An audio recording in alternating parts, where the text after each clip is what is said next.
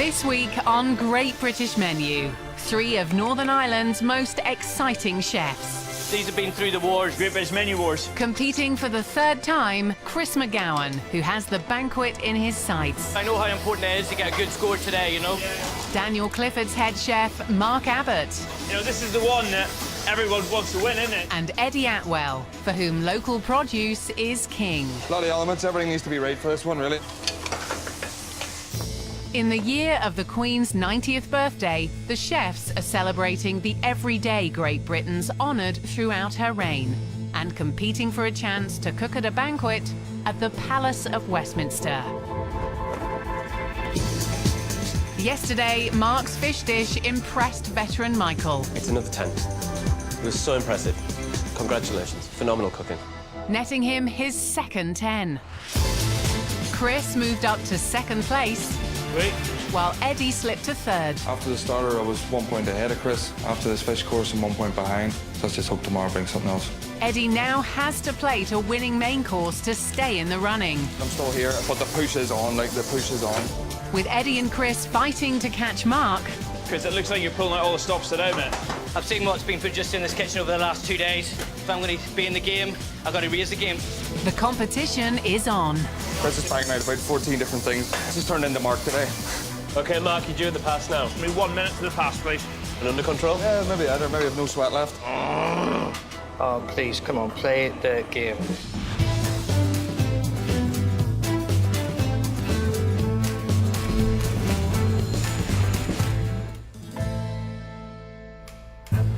The challenge for the chefs is creating dishes that showcase the transformation of British cuisine during the Queen's historic reign and are a fitting legacy to our modern Elizabethan era.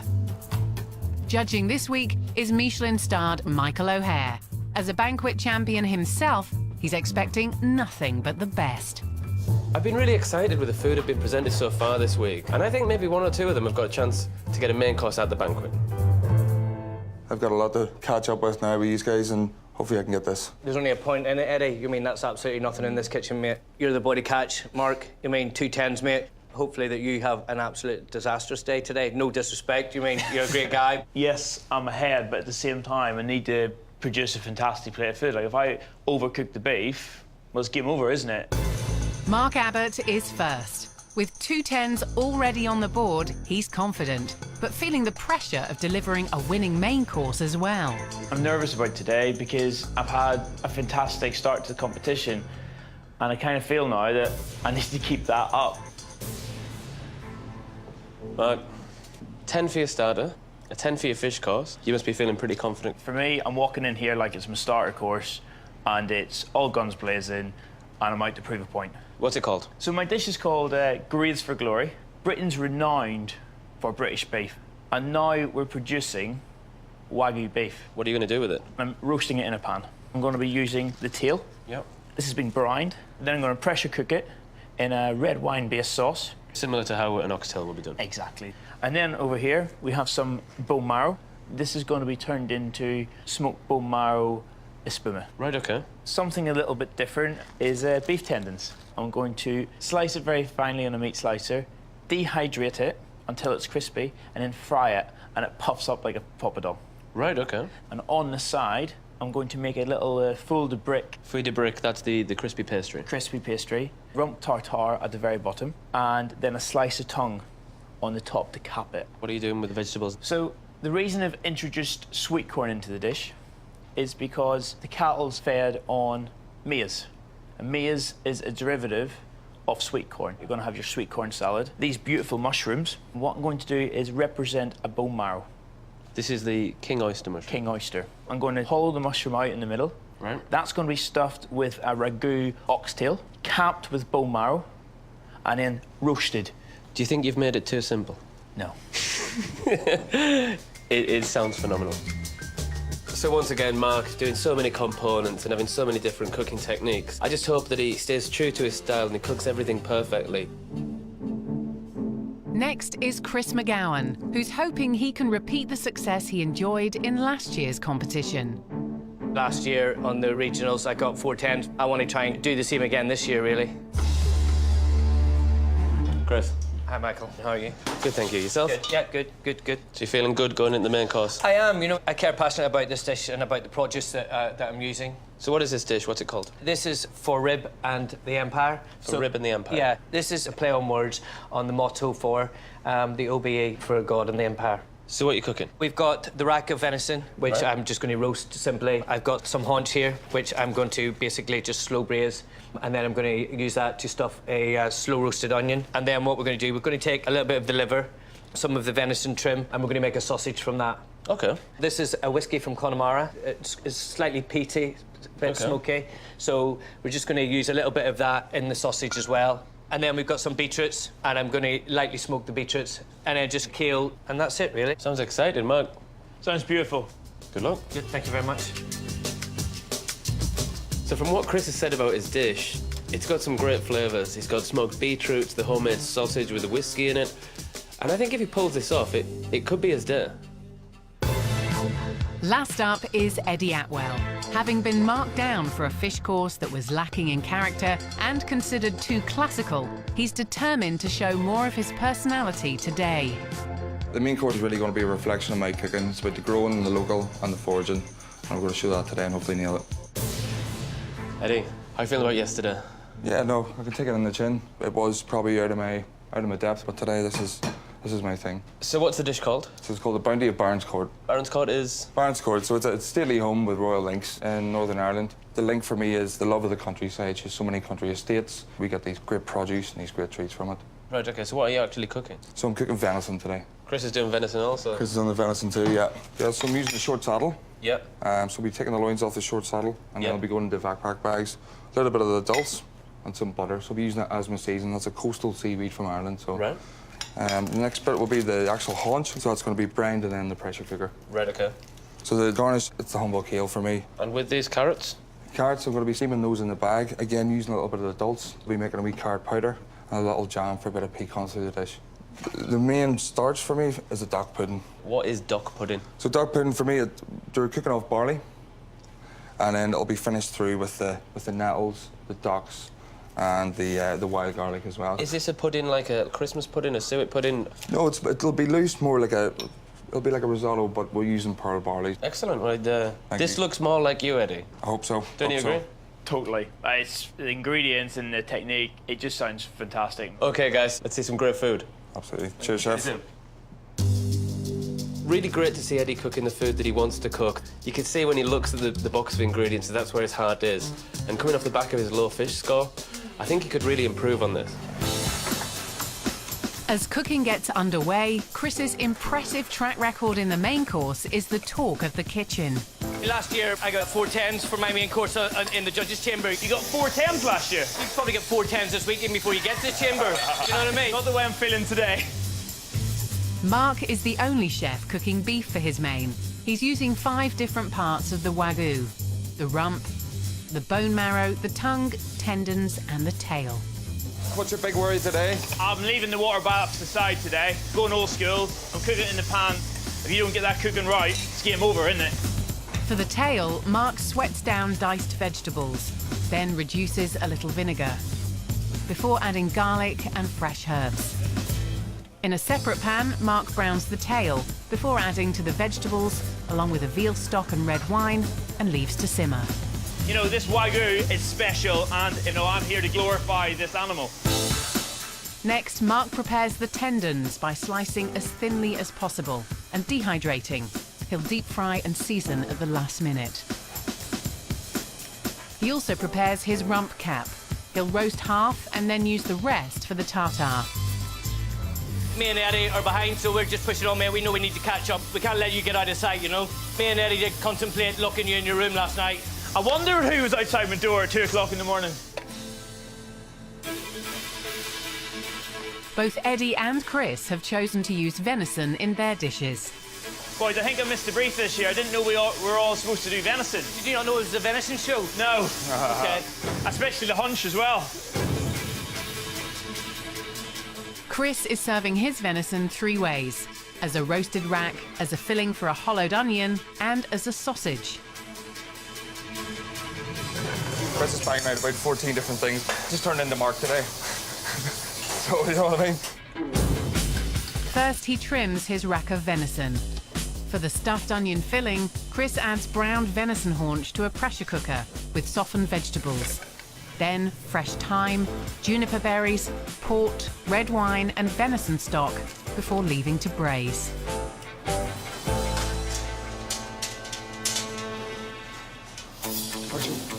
Eddie is also working on his venison, preparing both the loin and the shoulder. Having been marked down for being too classical, Eddie has gone back to cooking from the heart. This is the main course, but don't do well in this one, then, you know, I as well sign myself off anyway, you know, but I'm still here. I still want to cook with these guys here, but the push is on, like, the push is on. Back in Northern Ireland, Eddie went to Altnagelvin Hospital in Belfast to meet a Great Britain, a woman who wanted to be a nurse from the age of 3. Kathy Glass was awarded an MBE for her work saving patient lives by cutting hospital waiting times.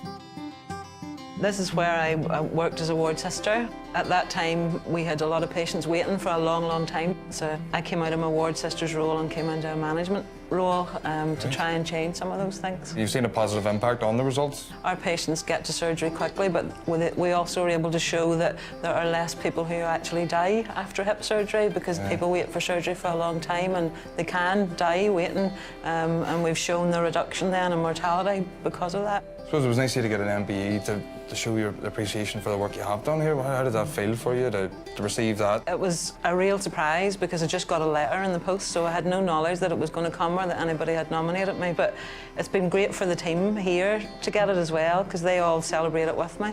Is that the award there? Yep, this is it. This is what I received on the day, so Fantastic. it's nice, isn't it? Keep it open all the time, see it all the time. As Eddie's dish pays homage to the hard work and commitment of everyday Great Britons like Kathy, he wanted her verdict on his venison and dock pudding. So many things that I've never tried before, but they are just delicious. Do you reckon this will get me to the banquet? I can't imagine anything that would be any better. In the kitchen, Eddie works on his braised venison. To diced vegetables, he adds brined venison haunch before seasoning with fresh thyme and rosemary. Finally, he pours in fresh blackberries, port and red wine.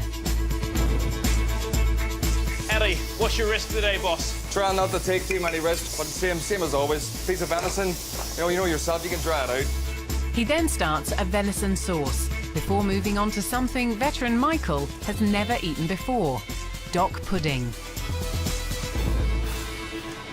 Eddie, Chef, how are you?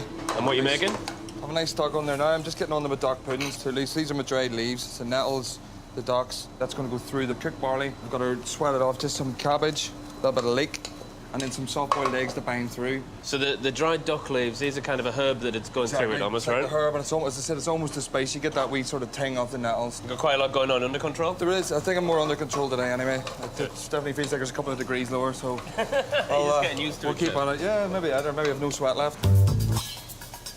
Mark is busy preparing his vegetable accompaniments. To represent the maize that's fed to Wagyu cattle, he's serving sweet corn 3 ways: as a dehydrated powder, a pickled and charred salad, and scorched baby corn. He also works on his Wagyu tongue Here's The Wagyu, yeah? How beautiful that. and renders down bone marrow, which he'll turn into a foam. So Mark, what are you on with? Here's the Wagyu tongue, which we talked about earlier. So would you like to taste a little bit? I'd love to. Guys, have you tried this tongue? I've indeed. Tried the tongue, yeah. Hang on, I give you 2 10s. Yes. And you gave them the tongue first. Yes. Okay. Okay. So remind me. Literally going to put that inside a little foule de brick Yeah. with the tartare in the bottom, covered with the tongue. To be like a little crispy parcel on it. Exactly. And you're happy with that? I'm very happy with that. Yeah. Next, Mark makes the pastry case for his feuille de brick, then bakes in the oven while he prepares the Wagyu rump tartare.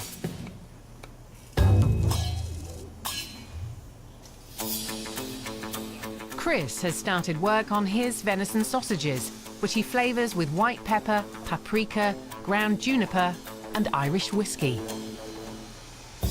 Now for the tricky part: filling the sausage skins. Oh, please, come on, play the game. Next, he smokes his beetroot and stuffs the onions with the braised venison mix. What you got ready? So this is a little venison sausage. So what you got in this? So we got a little bit of diced liver in there. We've got those oats and that whiskey from Connemara in there. We've got some onion, a little bit of back fat, obviously the venison trim. We kind of do it in a Cumberland sausage style format, you know? Yeah. Here. So these are the little slow roasted onions, and the haunch has been braised down. Little broom of celeriac and carrot in there. And the mashed potato is going to cover that. Yeah, I'm just going to pipe that over the top of it. Bake it like a little shepherd's pie, but rather than do it in a dish, let the onion be the vessel for it, you know? Okay. Eddie is serving his venison with carrots 3 ways: braised, as a dehydrated powder, and most unusually, as a jam. So that's a jam. Maybe like a marmalade more than anything, really. One of the elements of Eddie's dish is a carrot jam. I was really concerned because when I hear the word jam, I just think sweetness, and I thought it was going to be too sweet. But it's actually really delicious. It's got a little bit of cooking to do, but I'd like to see it finished product. Mark's first to serve his Graze for Glory, showcasing 5 different parts of Wagyu beef. He finishes by stuffing his king oyster mushrooms and sears the rump in the pan. Feuille de brique pastry filled with Wagyu rump tartare and a slice of Wagyu tongue is served on a bed of onion cress. First onto the plate, white mushroom puree topped with shredded braised Wagyu tail and salad of pickled and charred sweet corn with chopped corn nuts. OK, Mark, you're due at the pass now. Sorry, Chef, I'm going to be 1 minute to the pass, please. Next, a king oyster mushroom served with Wagyu tail mix and a disc of seared bone marrow. Tender looks incredible, man. On with charred baby corn and watercress leaves and slices of Wagyu rump. Whipped smoked bone marrow is next, a drizzle of Wagyu jus. Mark, you're 3 minutes over now. I'm on the pass now, Chef. And a dusting of corn powder, topped with a shard of crispy Wagyu tendon. Happy? Happy, Chef. Chefs? Yeah, it looks a stunning piece of food again. Looks incredible, man. So many elements again. Well, it looks great, but proof's in the flavour, huh? Yes, Chef. Should we go and taste this? Yes, please. Happy how it went? I'm very happy, yeah. Should we try this first, do you think? Definitely get on that one there. So this is the tongue. And you're happy with the contrast of the cooked and the raw? With the tongue, for me, it's the most intense I've ever tasted it. That counteracts with the rawness of the beef. That's fun. It's a nice blend. Yeah. And the cuisson, or temperature of the beef, is that what you're looking to achieve? Yes, and the way I like to eat Wagyu, the cooking of that is perfect. That's good, isn't it? It's just holding so much moisture inside it too, isn't it? Yeah. This is the mock bone marrow, right? Yes, so that's a king oyster mushroom. The texture of that mushroom. Is that what you're looking for? Yeah, it holds a lot of moisture. I like the way it plays along with the depth of the oxtail. I'm not the biggest lover of the oyster mushroom, in that it can be a wee bit chewy for me. This is your tendons. Yes, Chef. You're happy with how they've turned out? Yeah, I am very happy with them. It's good, isn't it? You know, it does exactly what it says on the tin, doesn't it? Talk me through the salad, because there's a bit going on here, isn't there? What's in Yeah, here? so you get the white mushroom puree at the bottom, the sweet corn, so I've got some blow-torched, and then I've got some lightly pickled. That's Nice drop isn't some it? crispy bits through there too. Yeah, that's a nice blend. Definitely. Yeah. If this dish was to make it to the banquet, do you think they'd be able to eat that plate of food and understand the story that you're telling? Yes, I do. Good. Just for a couple of wee niggles, still a 9. So I mean, Yeah. I still think that's absolute quality. Yeah. I'd go and eat. I'm really happy with that dish. I feel that's a 10. Chris is next to plate up his dish for Rib and the Empire. Hi, G. How you doing, boys? Yeah. What do you think? Another fantastic piece of cooking, mate. It's hard to fault, man. Onto a board, Chris's take on shepherd's pie. Baked onion stuffed with a venison haunch ragu, topped with mashed potato. Chris, it looks like you're pulling out all the stops today, mate. I've seen what's been produced in this kitchen over the last 2 days. If I'm going to be in the game, I've got to raise the game. First onto the plate, beetroot smoked with chamomile and pine, crispy kale, and a grating of fresh hazelnut. Would one of you guys love to bring me in the trolley? Spaceship. Chris covers the plate with a cloche and pipes in more smoke. Definitely a dramatic entrance, isn't it? Don't know if I expect Mork to jump out of it or what. Onto a sharing board goes Chris's handmade venison sausage, flavoured with Irish whiskey, followed by a rack of venison. A venison sauce with fresh blackberries is served separately. It's quite a dramatic entrance, Chris. Listen, we're there to spoil the Great Britons, and hopefully that's what I've done today. Chefs, what do you think? It's impressive, eh? It's certainly dramatic and it looks completely stunning. Got you worried? Yes. Let's go and eat this. Okay. As a main course for a banquet for Great Britons, you think this hits the brief? You think they'll understand it? I hope so. The title and also how we bring it out in the trolley, there's a sense of occasion to that. For me, this nails the brief. I think we should start with this. It just wants to be eaten, doesn't it? Like I said, yeah. Says there's baked onions, still baked onions. Yeah. Not too sticky. No, not for me, no, chef. You get the venison flavour, sweetness of the onion, which is cooked to perfection. You get a wee pop of carrot every so often. It's beautiful. And you think that'll be easy enough for the people to eat it? I think so. I could have put it in a pot, but I just wanted to do something different. Do you get the whiskey flavour in that sausage? I think so, chef. There's nothing more you can comment on that sausage except stunning. Perfection. It's fantastic. And finally, onto the rib. Yeah. Star of the show. Yeah, I think so. Yeah, it cuts like butter. And this you get that. Got a real good char on the outside as well. Onto the beetroot. Can you taste that smokiness? I do, chef. Yeah, I get it. It's a plate of food that you want another one. Absolutely. So what would you score it? I'd love to get a 9. There's only one score I can give that, and that's 10 all day long. Last to the pass is Eddie, with his dish Bounty of Baron's Court. He finishes his loin of venison in the pan and cooks the last of the kale with the heritage carrots. Faultless. Yeah? That's perfection on a plate. Really?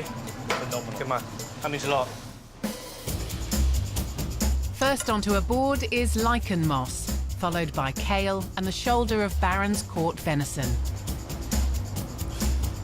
What's that? You're rolling it in, Eddie? So with my puff party, I'm not gonna lie, it didn't puff. Eddie garnishes with more lichen moss, Douglas fir and carrot puree. Onto a plate, Eddie's dock pudding, cooked barley flavoured with dried, foraged dock leaves and nettles. Everything okay, Eddie? Yep, all good. Next, more kale, heritage carrots and slices of venison loin rolled in dehydrated carrot powder. Eddie finishes the plate and the board with carrot jam. Venison and blackberry sauce is served in mini saucepans.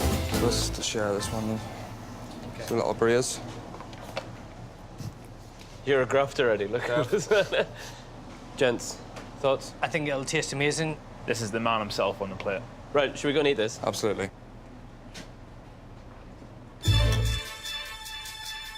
Main course done. Yeah, finally. Feeling better? Yeah, much better now. I've been wanting to try this dock pudding. Doc. And you think you can taste those herbs, those dock leaves? It's a blend of a mix together, you know. Texturally, it's nice, but I don't get the dock. I don't get it. I'm completely the same. It's not blowing me away. Yeah. The venison, the cooking temperature, you happy with that? Yeah, I'm a bit... He's cooked it on the rare side, which I absolutely love. Yep. I mean, I think he's got that spot on. This is the carrot jam. So it's a carrot jam or So marmalade. it's quite a bitty consistency. Is that what you wanted? I wanted to filter through the dish. I think it marries well with the haunch. We've got the braised venison on the outside. So as I said in there, hands up. My body didn't puff as I wanted to. To be honest, I really like it. There's a really nutty flavour to that. It's lovely. If you had to score it, out of 10. I'd like to get an 8 or a 9 this time again.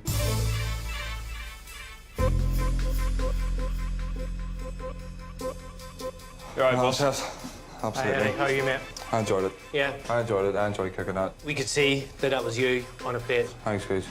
There was a lot of love in there. For the food, anyway, you know what I mean? No, there's no love lost with you, with 2 10s, do you know what I mean? You know what I mean? Oh, it's like that, is it? I'm glad.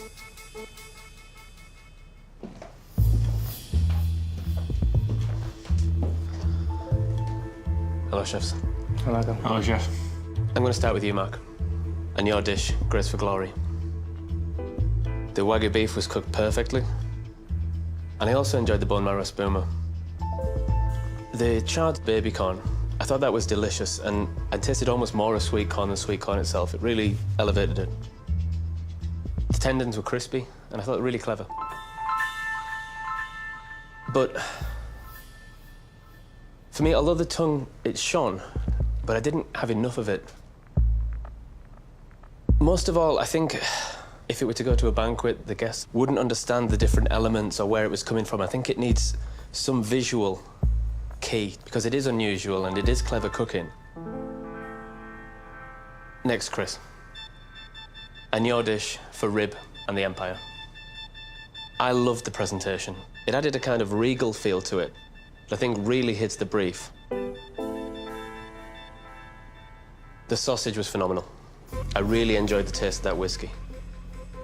I think also making that sausage from scratch shows a real craft, a real artistry to it. The slow-cooked haunch in the onion, exceptional. The venison I thought was cooked beautifully. And the beetroot actually benefited from the smoke. And finally, Eddie, with your dish, Bounty of Baron's Court. It was great to see you back cooking your type of food. I love the braised venison. One of my favourite elements was actually the carrot jam. I liked how coarse it was, and you're right, it does run through the whole dish. The dog pudding was very unusual for me. I'd not tasted that before, but I enjoyed it. However, I think the presentation let you down on this. And I know the look that you wanted was that forest floor look. It's not somewhere I want to eat from. It tasted much better than it looked. And I think if you can refine that presentation, you could score highly with this. To the scores. Eddie, I'm scoring you 8. Mark, I'm giving you a score of 9. Chris, for your dish, I'm giving you a 10. I thought that was an exceptional plate of food, and I thought it was bang on brief. Congratulations. Thank you very much. Well deserved. Thank you. Thank you, chef. Thank you, Bob. Top man. Well deserved. So we're past the halfway mark. I'm looking forward to desserts. Thank you. Thanks, chef. Good luck. Thank you, chef. Yeah, boy. Good fuck. Nice one. With only one course to go, Eddie remains in 3rd place. Mark still leads, while Chris is 2nd. A 10. Can't believe it. Absolutely blown away by it. All great scores. Michael, he felt I didn't nail the brief. I can understand where he's coming from, and that's where the point's been lost. No one's dead in the war yet. No. All to play for. For the main course, I'm over the moon. You know, it's fantastic. You know, again, what a standard in there. Unbelievable.